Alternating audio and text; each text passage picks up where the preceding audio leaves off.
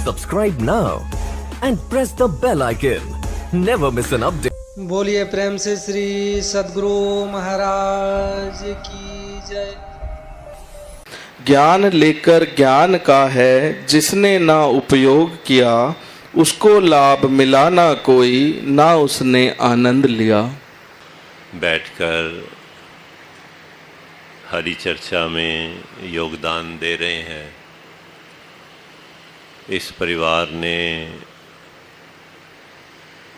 आज अपने घर में अपने सतगुरु का शुक्राना करने के लिए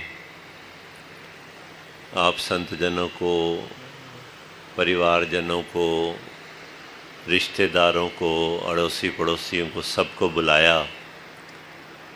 और भाव यही है कि जो सतगुरु ने सिखलाया है कि जो हरिजन हैं, जो प्रभु का रूप हैं, जो इंसान हैं, इनकी सेवा करना ही प्रभु की सेवा करना है। जब भी ध्यान आए कि हम इस निरंकार प्रभु ने हमें बहुत सुख दिए हैं, इसका धन्यवाद कैसे करें, इसकी सेवा कैसे करें, तब कहा है कि संत जनों की सेवा करो, महापुरुषों की सेवा करो। जिस रब नूं पई ढूंढे दुनिया, दसां कित्थे रहिंदा ए, संतां दे हिरदे विच वसदा, ते रसना ते बहिंदा है। ये जो ज्ञान की बात हो रही है यहाँ पर, वो ज्ञान क्या है? 2 मिनट के लिए इस पर बात करते हैं, फिर मुख्य बात पर, इस शब्द पर आते हैं। वास्तविकता में हम सब शरीरों में हैं, पर शरीर नहीं है। हमें कुछ समय के लिए ये शरीर प्राप्त होता है और इंसान को इस बात का ज्ञान रहता है कि मैं ये शरीर हूँ। जब शरीर रहता है तो किसी का भाई बहन रहता है, किसी का माता पिता रहता है, किसी का दादा नाना दादी नानी बनता है, पर उसको समझ ये आती है कि मैं वास्तविकता में ना तो भाई बहन हूँ, ना माता पिता हूँ, ना दादा दादी हूँ, मैं वास्तविकता में आत्मा हूँ। यहाँ से ज्ञान आरंभ होता है। भगवान श्री कृष्ण भी कहते हैं कि हे अर्जुन, जन्म से पहले हम सब अप्रगट थे, जन्म होने के बाद हम नज़र आने लग गए, लेकिन बाद में फिर अप्रगट हो जाएंगे, फिर अदृश्य हो जाएंगे। तो मूल बात जो ज्ञान को समझने वाली है वो ये है कि मैं आत्मा हूँ और मैं परमात्मा से चला हूँ। मेरी यात्रा परमात्मा से आरंभ हुई है और इस यात्रा में अनेकों जन्म लेने पड़ते हैं और मैंने भी लिए होंगे। तो इस यात्रा का पूर्ण विराम कोई है, या जब मैं इस शरीर को छोड़ता हूँ उसके बाद फिर इन्हीं जन्मों में पुनराजन्म के चक्र में आता हूँ? जो ज्ञान की बात है वो ये है कि ये ठीक है, परमात्मा से अलग होके अनेकों जन्म लिए होंगे, लेकिन ये जो मनुष्य का जन्म है, इसके लिए संतों महापुरुषों ने कहा है कि इस मनुष्य जन्म को प्राप्त करने के पर एक अवसर होता है हर इंसान के पास, क्योंकि वो स्वयं आत्मा है। ये परमात्मा इसका घर है, ये ईश्वर निरंकार पार ब्रह्म अल्लाह गॉड वाहे गुरु जिस भी नाम से इसे पुकारें, ये इसका घर है। अगर सतगुरु जीवन में आ जाते हैं, संत महात्मा कृपा करके सतगुरु तक ले जाते हैं, तो सतगुरु कृपा करके इस निरंकार पार ब्रह्म का दर्शन करा देता है। और अगर ये दर्शन हो जाता है तो फिर ये आत्मा को बार बार जन्म मरण के चक्र में नहीं आना पड़ता, इसको फिर मुक्ति की तरफ यात्रा मिल जाती। तो ये बात आज जो हमारे सामने शब्द आ रहा है वो ये कह रहा है कि ज्ञान लेकर ज्ञान का है जिसने ना उपयोग किया, उसको लाभ मिला ना कोई, ना उसने आनंद लिया। अब ये हम सब के लिए बात हो रही है जिनको सतगुरु ने कृपा करके ये ज्ञान दिया और कहा कि तू शरीर नहीं है, तू आत्मा है। जिस घर में तू रहता है वो घर तेरे लिए थोड़ी देर का है, जो मैं तुझे घर दूंगा वो तेरा परमानेंट ठिकाना है।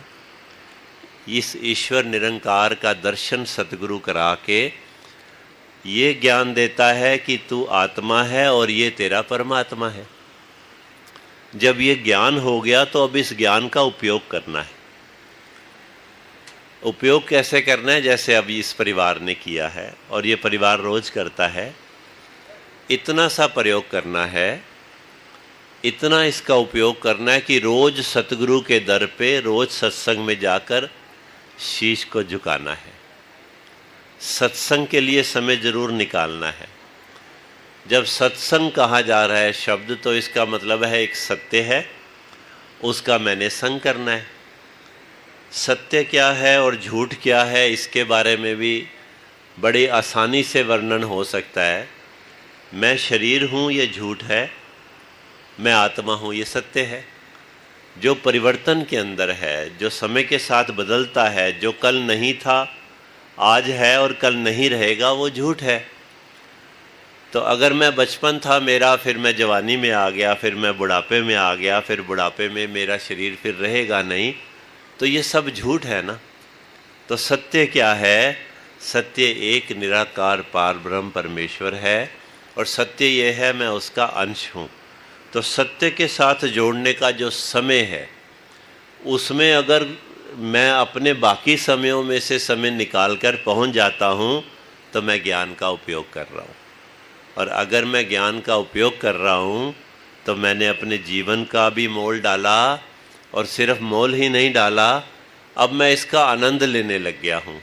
यहाँ पर सतगुरु बाबा हरदेव सिंह जी महाराज की रचित संपूर्ण हरदेव वाणी में से जो शब्द आ रहा है, वो अब हमारा ध्यान इस ज्ञान की तरफ दिला रहा है कि ज्ञान लेकर हमने इस ज्ञान का उपयोग ऐसे करना है जैसे आप सब संत महात्मा इस ब्रह्म ज्ञान को प्राप्त करने के बाद आज भी सत्संग में बैठे हैं, नित्य प्रति अपने जीवन में सत्संग भी करते हैं। आनंद लेने की जो बात हो रही है उसका कारण ये है कि इंसान जन्म लेने के बाद, क्योंकि स्वयं को शरीर मानता है, अपने परिवार को ही अपना मानता है, केवल उन्हीं के लिए सुख साधन इकट्ठे करने में अपने जीवन को व्यतीत करता रहता है। अब ये तो भूल जाता है कि वास्तविकता में जो सुख साधन देने वाला है वो ये निरंकार प्रभु है। इस ईश्वर ने ही सबको देना है, यही सबको देता है। और अपने आप को कर्ता मानकर अगर वो केवल उसी कमाइयों में लगा रहता है तो आनंद से वंचित हो जाता है, इससे दूर हो जाता है। लेकिन जब ज्ञान मिल जाता है, जब ये बात समझ आ जाती है कि जो इनका मुकद्दर है वो इन सबको मिलना ही है, मैं तो केवल साधन मात्र हूँ, लेकिन अपने कर्तव्यों को मैंने पूरा करना है। कर्तव्यों को पूरा करता है और फिर समय पर सतगुरु के साथ जुड़कर इस निरंकार पार ब्रह्म के साथ जुड़ने का जो प्रयास करता रहता है, उसका जीवन आनंदमयी रहता है। यहाँ पर भी आगे यही बता रहे हैं जी। सिर्फ ज्ञान लेने से कोई बात न बनने वाली है, बिना कर्म के कभी जिंदगी नहीं संवरने वाली है। अब कई बार हमको भी ऐसे महापुरुष संत लोग महात्मा मिलते हैं जिनके पास हम जाते हैं, प्रभु की बात करते हैं तो वो उनको याद आ जाता है, कहते हैं हाँ ज्ञान तो हमने भी लिया था, लेकिन वो ज्ञान लिया हुआ जो है वो फ़ायदा नहीं दे पाता जब तक उसका प्रयोग ना किया जाए। तो यहाँ पर भी सतगुरु कह रहे हैं कि अगर किसी की प्रेरणा से आपको ब्रह्म ज्ञान मिला भी है, लेकिन उसके बाद उसका आनंद नहीं आ रहा है, तो आपको सत्संग में आने की आवश्यकता है। अगर ब्रह्म ज्ञान नहीं मिला तो ज्ञान लेने की आवश्यकता है। अगर ब्रह्म ज्ञान मिल गया तो इसको प्रयोग में लाने की आवश्यकता है। सत्संगत जी, अगर कोई एक अच्छा अमीर हो पिता और अपने बच्चे के लिए कोई अच्छी दुकान बना दे, कोई फैक्ट्री लगा दे और उसकी चाबियां भी उसको दे दे और कहे कि बेटा बहुत है इसमें, अब आप जीवन भर आनंद लेते रहना, पर वो बच्चा अगर काम पर ही नहीं जाए, उस काम को करना ही ना सीखे, उसमें बैठे ही ना, तो हो सकता है इन्वेस्टमेंट इतनी हो कि उसको रिटर्न उसकी आती रहे, लेकिन प्रोग्रेस नहीं हो पाएगी, ऊंचाई पर नहीं जा पाएगा, उसको और बढ़ा नहीं पाएगा। इसी तरह से ब्रह्म ज्ञान प्राप्त करने में, ब्रह्म ज्ञान अपने आप में संपूर्ण है, पर इसका आनंद कब आता है? जब इसको प्रयोग में लाया जाता है। जो संत महात्मा यहाँ पर देख रहे हैं, सेवा दल के महापुरुष खड़े हैं और अनेकों परिवार दास देख रहा है यहाँ पर बैठे हुए, ये सब ब्रह्म ज्ञान को प्राप्त करने के साथ ही साथ इसको प्रयोग में ला रहे हैं और प्रयोग लाकर इसका आनंद भी उठा रहे हैं। जी, ध्यान बिना ये ज्ञान कभी ना उतरेगा इस जीवन में, हर पल हर छिन सुमिरन वाली ज्योति जगानी है मन में। सत्संग जी, अभी थोड़ी देर पहले हमारे बीच में भाई साहब कुलदीप जी बैठे हुए थे, उन्होंने एक बात बड़ी गहरी एक बार समझाई थी। कहने लगे ये सबको ज्ञान है कि ईश्वर हमारे आसपास है, ईश्वर हमारे अंग संग है, और हम पर सतगुरु ने कृपा की, ये दर्शन करा दिया कि कौन सा ईश्वर है जो हमारे अंग संग है। अब हमें सिर्फ ये आभास नहीं है कि ईश्वर अंग संग है, अब हमें अंग संग रहने वाला ईश्वर दिखता है, अब ये हमें दिखाई देता है। ये गुरु की कृपा है। इसको बोले कि ये तो हो गया ज्ञान। अब फिर क्यों कहते हैं सत्संग में आने की आवश्यकता है? इस बात को महात्मा ने समझाते हुए कहा कि ज्ञान तो घर में भी है, जब हम घर में हैं, ईश्वर सब जगह है, तो ज्ञान तो वहाँ भी था। अगर मैं ऑफिस में था तो ज्ञान तो वहाँ भी था। ब्रह्म ज्ञान की दृष्टि निरंकार पार ब्रह्म परमेश्वर सब जगह था, घर में भी था, ऑफिस में भी था, बाजार में भी था। फिर क्यों कहते हैं सत्संग पे आओ? तब उन्होंने बताया कि ज्ञान तो एक है, पर ध्यान बिखरा हुआ होता है।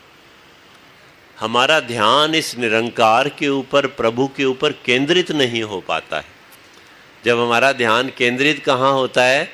जब हम सत्संग में इन संतों के साथ आकर बैठ देते हैं। हजूर बाबा हरदेव सिंह जी एक बार समझा रहे थे, कहने लगे कई बार ये भी सुनने को आता है कि अपना ध्यान अपने श्वासों पर लगाओ। तो सच्चे पातशाह जी ने समझाया कि श्वासें तो खुद भी तो चल रही हैं, जो आ जा रही हैं उस पर ध्यान लगाकर केंद्रित कैसे हो पाएंगे?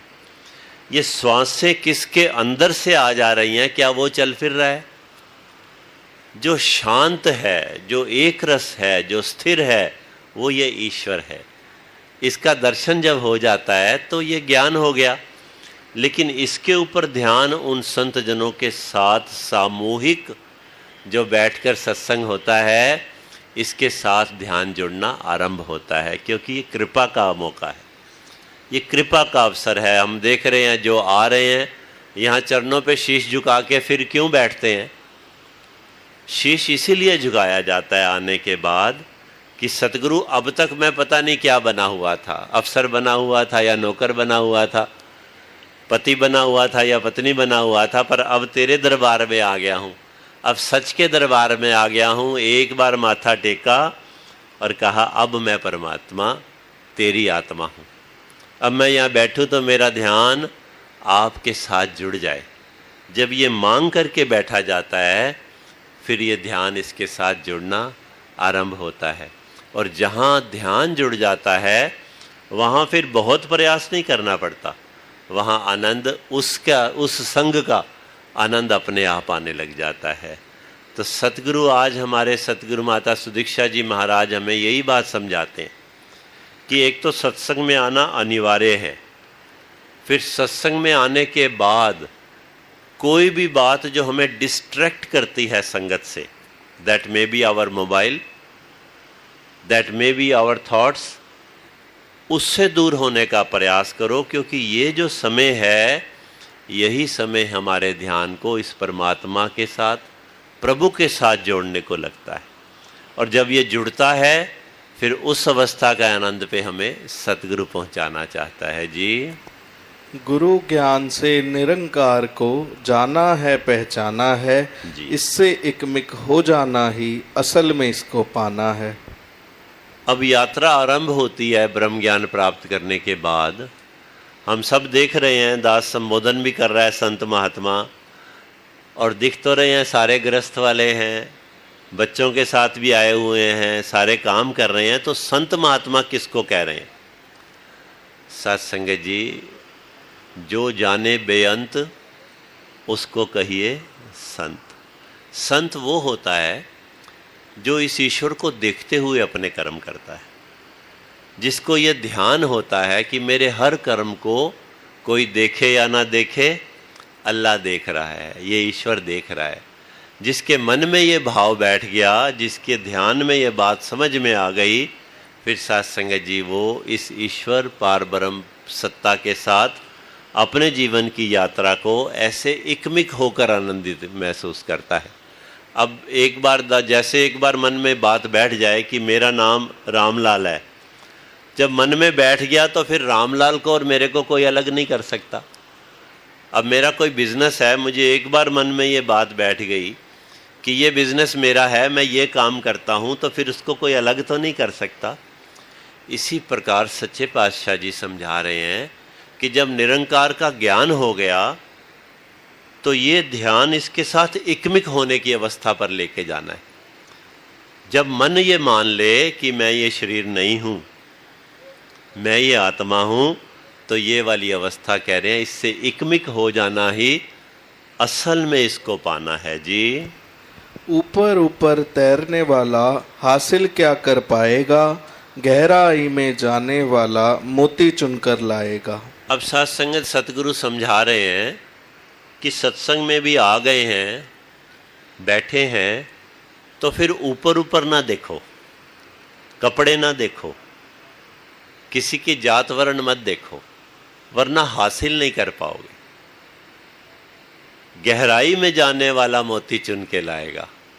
बात यह है कि जो कह रहा है, जो बोल रहा है, वो प्रभु की बात कर रहा है, गुरु की बात कर रहा है। जब तक मैं किसी व्यक्ति विशेष की किसी संपत्ति के साथ, किसी प्रभावशाली व्यक्तित्व के साथ जुड़ता हूँ, तब ये शब्द मुझ पर लागू होता है। ऊपर ऊपर तैरने वाला हासिल क्या कर पाएगा, पर गहराई में जाने वाला मोती चुन के लाएगा। सब संतों महापुरुषों ने ये बात कही है कि मोल करो तलवार का, पड़ी रहन दो म्यान। जो अंदर बोल रहा है इसके साथ जुड़ना है जी। मुक्ति का हकदार वही है, ज्ञान को जो जन जीता है, कहे हरदेव विष को तजकर नाम का अमृत पीता है। अब ये सारी बात सच्चे पातशाह जी समझा रहे हैं कि इतनी बातें क्यों कही जा रही हैं। इसलिए कही जा रही है कि वैसे कहा है कि मनुष्य जन्म मुक्ति का हकदार है। जन्म के साथ दो शब्द जुड़े हैं, एक तो मृत्यु जुड़ा है, एक मुक्ति जुड़ा है। अगर दोनों शब्द जुड़े हैं तो दोनों का हकदार हर मनुष्य है। पर सच्चे पातशाह जी कह रहे हैं कौन सा व्यक्ति मुक्ति का हकदार है? जो ब्रह्म ज्ञान को प्राप्त करता है, ब्रह्म ज्ञान के मार्ग पर सीधा चलता है। मोक्ष के मार्ग पर सीधा चलने का मतलब क्या है? अपने जो प्रभु ने मुझे जन्म जहाँ दिया है वो कर्तव्य तो करता है, पर साथ ही साथ सत्संग में आता है, महापुरुषों के वचन सुनता है, अपने मन में इस बात की दृढ़ता बना के रखता है कि मैं जो भी बन गया हूँ वो टेम्परेरी है, मुझे परमानेंट इस ईश्वर के साथ जुड़ना है। तो कह रहे हैं मुक्ति का हकदार वही है, ज्ञान को जो जन जीता है, कहे हरदेव कि विष को तज के जो ये अमृत पीता है। ये अमृत पान है साथ संगत में आना। तो साथ संगत जी, इस परिवार ने कृपा की है, आज हमें ये अमृत पान करने को दिया है। इकट्ठे बैठकर हम चाहे एक दूसरे को रिश्ते नाते में, संबंधी रूप में, इस रूप में तो सब एक दूसरे को जानते हैं, पर इस समय हम सत्संग रूप में, सत्य के रूप में इस निरंकार पारब्रह्म के साथ जुड़े हैं। यही सतगुरु के चरणों में अरदास है। जैसे आशीर्वाद पहले भी महापुरुषों ने दिए हैं कि जिस तरह इनके बुज़ुर्गों ने सतगुरु के साथ जुड़कर अपने जीवन को सफल किया, ये परिवार अपने सतगुरु के साथ जुड़कर, सत्य के साथ जुड़कर जहाँ जीवन में ऊंचाइयाँ तो प्राप्त कर रहा है, साथ ही साथ मूल के साथ जुड़ा हुआ है। आगे बच्चों के लिए, फिर उनके बच्चों के लिए भी प्रार्थनाएं, अरदास की हैं। दास भी सतगुरु के चरणों में प्रार्थना करता है, आप हमारी मांगे स्वीकार करना, हमारी अरदास कबूल करना। इसी तरह से ये परिवार जहाँ दुनियावी प्रफुल्लता प्राप्त करता रहे, सत्य के साथ जुड़ा हुआ भी जीवन में अग्रसर होता रहे। प्रेम से कहिए जी धन्यकार जी। धन्यकार जी।